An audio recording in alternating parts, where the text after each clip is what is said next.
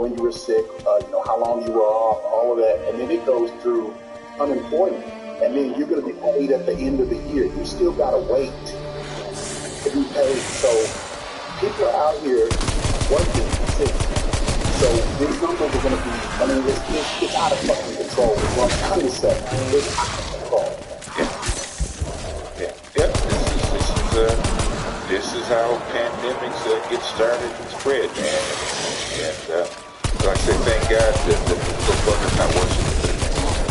A little bit more, had a little bit mortality, man. Numbers like video games. There's always time for that. Said there's always time for mutations. So it means somebody in Europe. So there's a reason they were going to kill all those things, and I don't believe they'll do that. Hey, so we can start yet? Yeah, we started in since the symptoms are similar to COVID, I was thinking that the hospitals were going to be flooded with a whole bunch of false positive cases. I'm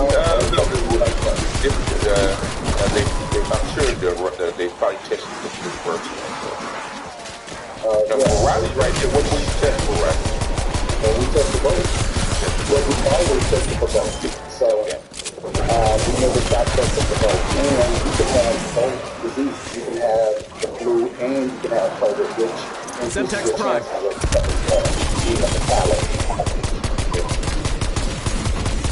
I think they said that the COVID, the flu numbers actually went up because they actually bought more than a flu because they actually tested more. Yeah, possibly. Yeah, it's interesting times, man. I don't feel for the hospital. I was hoping that you wouldn't get a surge like this. If I don't believe in COVID, like, hell do you not believe it? It's not like it's not rocket science.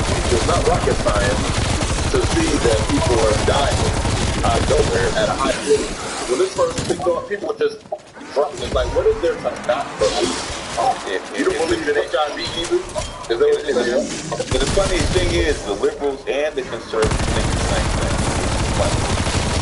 That's if they agree on more than they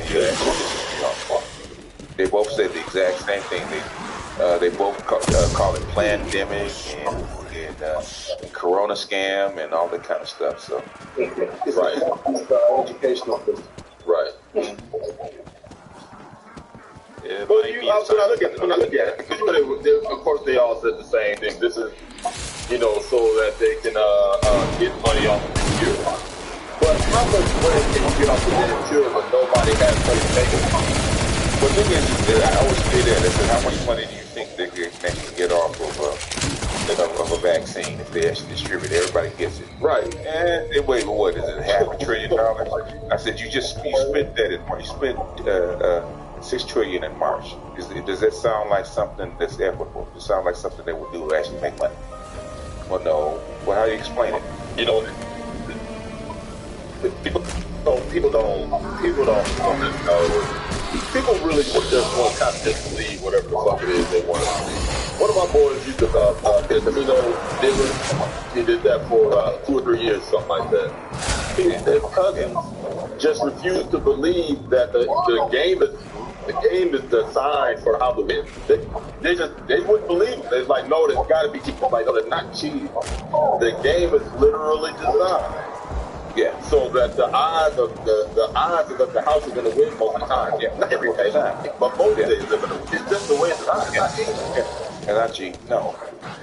No, we just don't believe it. It's like, well, you can't tell me shit. People don't want facts to mean shit. This is why a lot of people flip out some crazy shit, because the facts just don't mean anything. If the game is rigged, you know it's rigged. Why?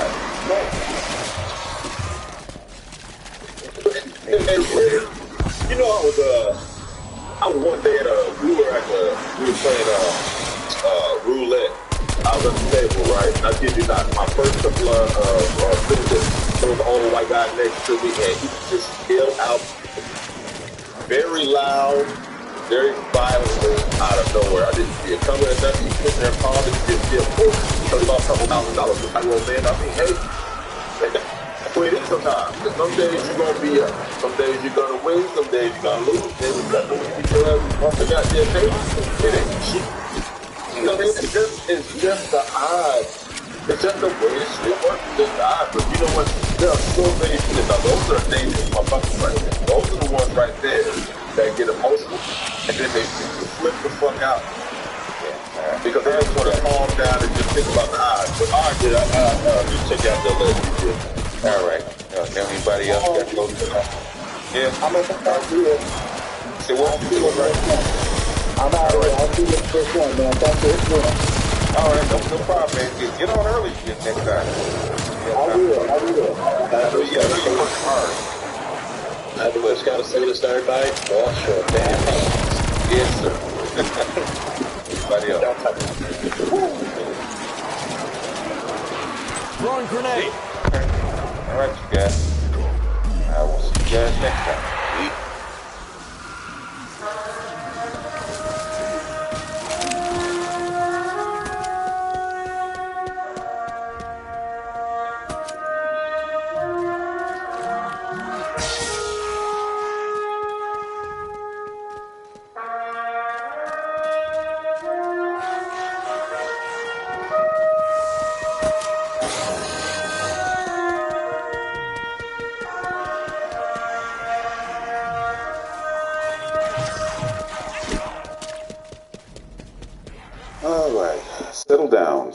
Settle down. I probably need a drink for this one because this is going to be a ramble. I don't know exactly how long it's going to be. So forgive me if it goes too long or it goes too short. I don't know exactly what's planned. So this is going to be more or less a stream of consciousness. This is my recollection of when I came of age and things that went on in the black community. Even though some of this stuff actually started before I was 17, because my parents were divorced the first time. Even though they're still together, they divorced the first time when I was like 16 years old. And there was a rash of people that did that. But I just want to talk about what the recollections of me actually watching Joe Biden, and I've always disliked his smile. You know, I always looked like Joe Biden's smile because I always knew it was fake. And I always knew, he always reminded me of these car salesmen or lawyers or, you know, business people, man. They smile at you with their smile before they eat you. It's always kind of bothers me. You know, white guys kind of smile. Always bothers me. Every time I see a white guy smile that way, I always walk the other way because I know that he's hunting. And I might be in the crosshairs, and I don't know the dude or how to defend against him. I get out of the situation, but that's neither here nor there. I just want to, actually play that piece from C-SPAN about Joe Biden actually arguing for the crime bill, the draconian laws that came with it, and it kind of brought back some bad memories, to be honest with you, about what went on, as far as black people. In that series, I'm gonna go to the order for that. Get out the street, consciousness, stuff that you can see, the end of the gold standard, the official gold standard. 71 to listen to this all. Even though I didn't know what it meant, it was stuff.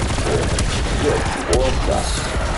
Get out of these stuff and get 2 Gulf oil stocks. Because America's dollars were no good, so the Saudis stopped taking our dollars. We had to pay for their oil and gold, and we didn't have any. And so they basically dried up the oil. And we had oil shocks, and those oil shocks affected our economy. People couldn't hire. Jobs dried up. Things were tough. A lot of economies went under in the early 70s after the United States went off the gold standard. I remember going to for the job that actually got to the point where you can do something that we hired and every time you have to open back up and it wasn't the time started open up 1981 when the time started open back up, and that was that's actually that was racist. So it's But one of the biggest that happened is that, you know, the Nixon and Carter actually put this under a security. Now, we don't like to think that Americans ever gone to our security measures. We don't think that our security measures by the IMF is some foreign country, right? And maybe I have to do something one day about this. Talk about it. We need to talk about it now. It's easy with the, you know, countries go slow like Argentina or Venezuela or places in Africa, right? And they have to raise it against the Western. Infected target removed. And Ghana had raised it that was not unheard of, but unusual, right? And then harken back to the time, and I realized that somebody, my first car I bought it, I paid $140 but the time to car was 21 years old. And I had grown up, but that was reasonable at the time, because I had grown up where it's great food, where, you know, low interest rates and stuff. So it's not even any different. That's kind of interesting. So that was the austerity measures trying to get our currency back under control. Volcker and Carter did. They never allowed Reagan to come in and do his thing to lower interest rates after that. So like I said, this people get there. And one day we'll delve back into their financial pinpoint and financial point, and perhaps they have to dive into something with and getting around myself that financing that particular period. Because we look at the 70s as the happy time, right? Because that's what it was traded at. But it wasn't. I can tell you it wasn't, because I lived not a happy time. Very interesting. But anyway, listen to the Bible. Talk about try to sell the Seinfeld to Congress, or the latest in the series of Seinfeld, because we talk about the acts that they had to put through 1986 on. I remember that somebody, the three strikes law that started in California, and I do believe in 1987, the three strikes law that started before it became national. What he said that he got. So that's kind of stuff that you live under here. That people were busy for stealing the hamburger. Stealing like a pizza. And they went to prison for life. Stealing like in California, a liberal, so-called liberal state. But let me start that way. But what you get from the law is violence that you spouse. That we get together, we have the code, a lot of non-definite life together. Lives inside of it, so as far right as it gets to that probably, but it reminded me of what happened. Like it was already kind of feeling from the financial situation after the gold stuff. I was very that family under was the right spot, did a good job, so they worked for so much. It was tough.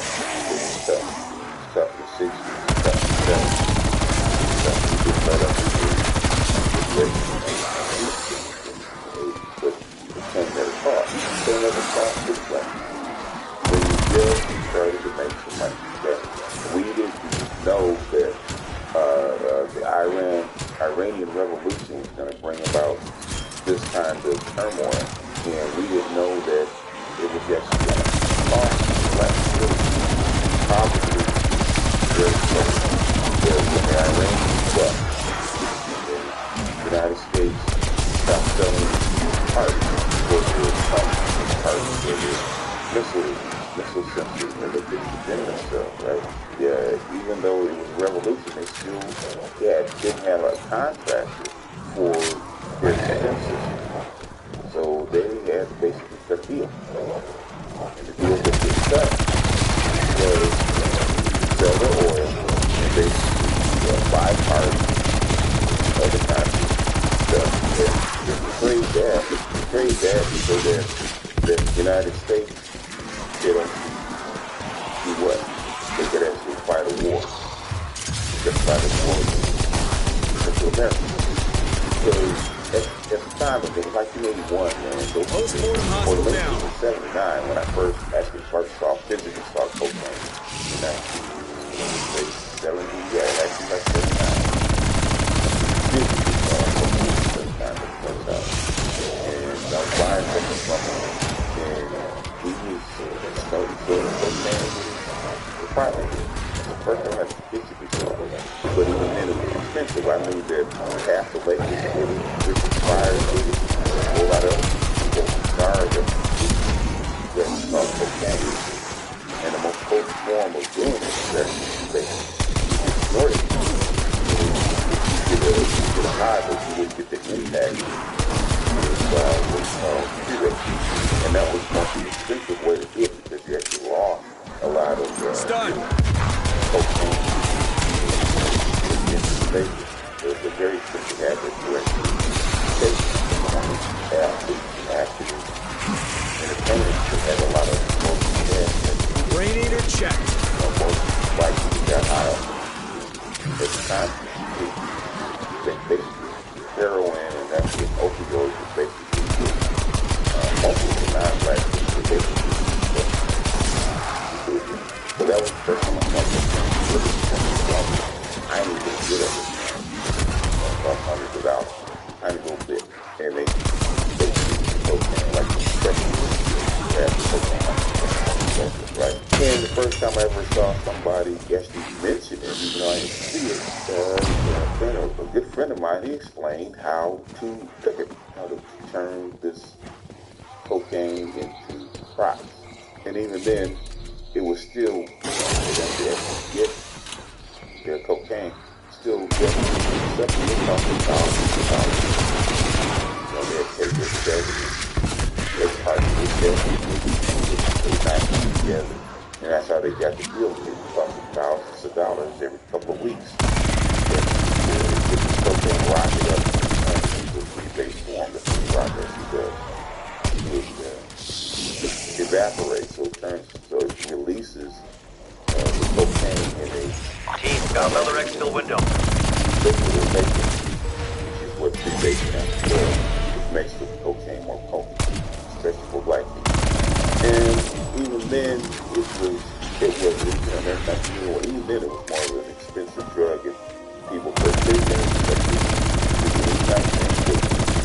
got addicted to it, which really, really unusual. Because it was that hard to get what people will actually stand and show them but it's still limited. And then one day, in 1982, man, as you noticed it, one day, man, it gets that started with unusual. They also populated all these people. And then you found out that crack cocaine was on the street.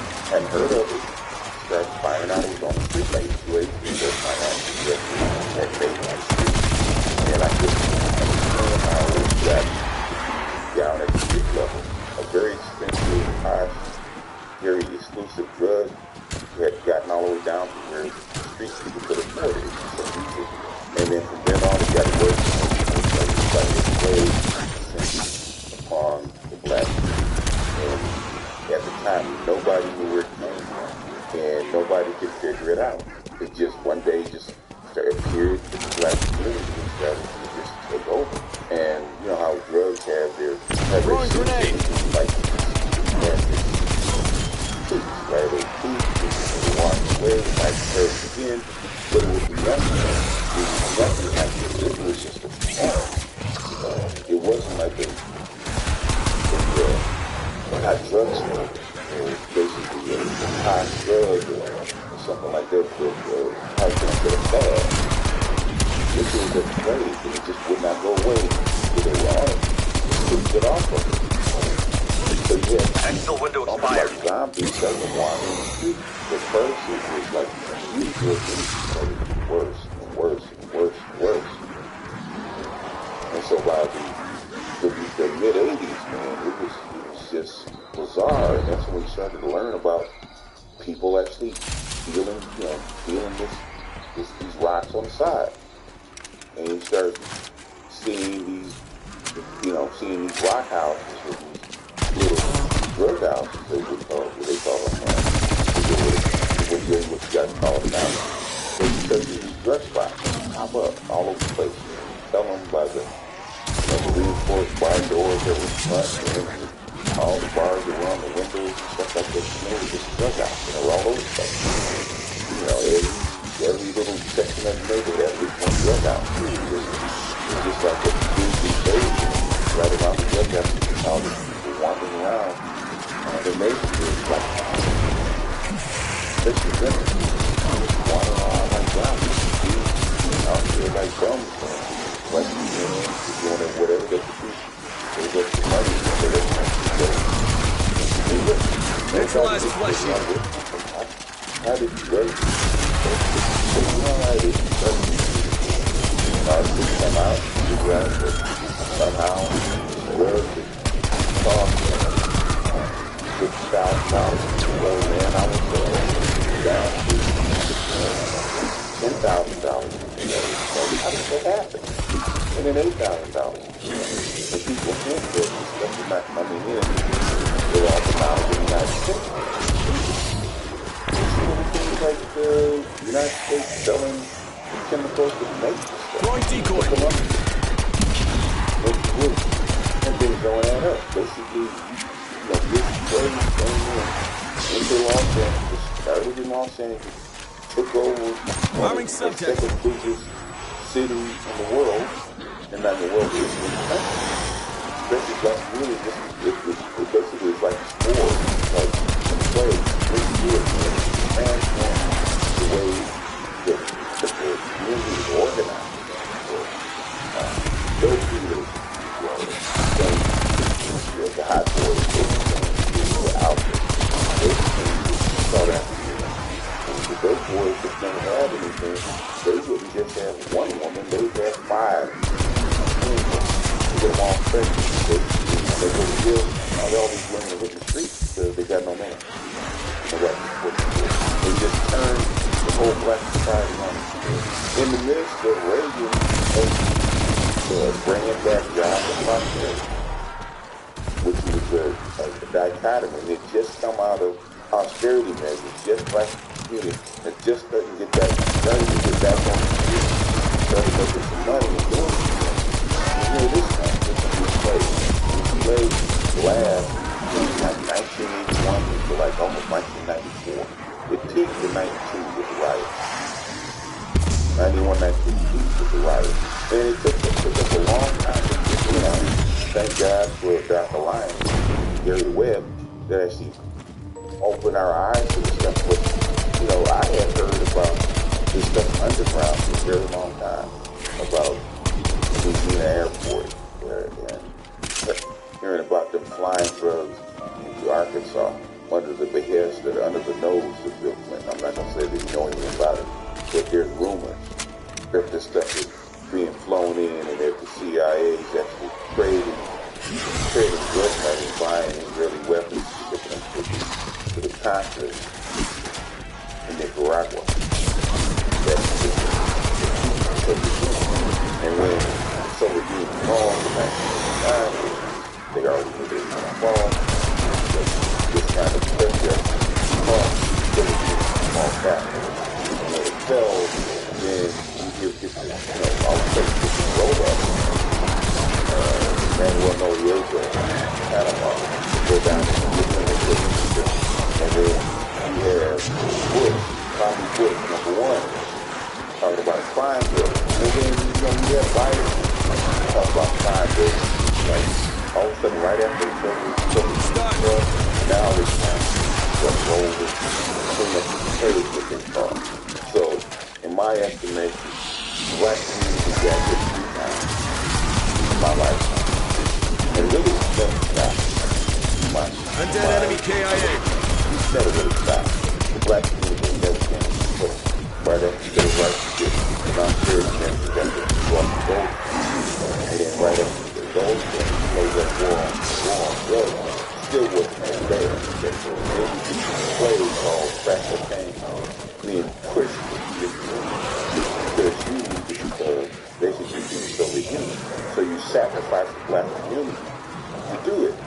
black community was just getting on its feet. After the 70s austerity measures, they knocked for a blueprint to play across crack cocaine. And then as it made the route, then you start seeing black men and boys fit in jail for 20-year terms. And like, look what he was saying. Well, a quarter's worth. You just live 5 years. If you have a quarter's worth, doesn't matter if you sell it. Doesn't matter if you distribute it. If you get caught with it, you're in prison for 5 years. I'm not sure how many brothers got set up. How many brothers got set up in the prison? How many crackheads didn't get into rehab got set up in the prison? Those are the people who are targeted. People that are on drugs, that have a rock in their pocket, need to get taken off the street. That's exactly and all the problems that victims that had written into the black community got swept off the streets by the hundreds of thousands. By 1996, we had a million black community. So basically, you basically did what you did over 30 years ago before the black community, and take people like Biden, people like Bill, that knew what they had done to the black community, and knew what they had done to the sent out town grassroots. This is what it is. So maybe this strategy is going to make it more sense that it was created not only to the black, but to the black community, but especially to the black community who sacrificed on the cross for prosperity. Once again, for the first time, living in this country, sacrificed lives for black men for prosperity, for white people for prosperity in this country. And you did it again because you wanted to be number one. You weren't satisfied with the Soviet Union being a rival. You had to defeat your rival. And Congress said, we're not going to do it this way. We're not going to get out there and interfere in other people's civil wars. And you found a way around it. We're going to dump this into the black community, make a ton of money, and we're going to support our interests. We're going to solve our problems. We're going to do it on the backs of black people. Of black men, especially black men in the prison. Okay, yeah, the women got abandoned, and he had a lot of little stepchildren. And thank God for the psychology of black men, because believe it or not, a lot of the boomers picked these chicks up. Otherwise, it'd have been a whole hell of a lot worse. If black men at the time still didn't have that mindset that where it was okay to take in women, it doesn't matter if the baby that she had produced by was a freaking drug dealer and he's doing 5 to 10 years. It didn't matter. To us, it didn't matter at the time. Otherwise, the black community would have been a hell of a lot worse. And then you started sending all these people to prison. And when these people got out, they had no place to go. Or nothing to do. Their lives were already ruined at a young age. And you dump them back in, and now we have to process all these people that have been in prison, that have this mark. It's almost impossible to get cleaned up. And we have to absorb all these people back. So as they come back, you hit us again. So the black community can never really prosper, can never gain its footing, can never strengthen. And the video reminds me that he wasn't sad when he did this. This is not the Sleepy Joe that we see now, the old grandpa that died.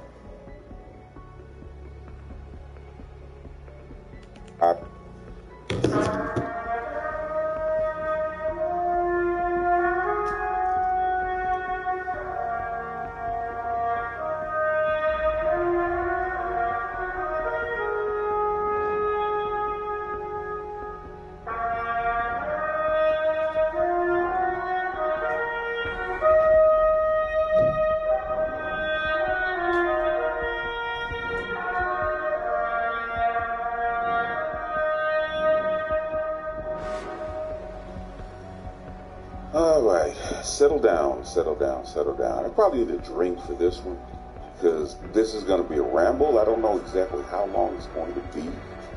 So forgive me if it goes too long or it goes too short. I don't know exactly what's planned. So this is going to be more or less a stream of consciousness. This is my recollection of when I came of age and things that went on in the black community.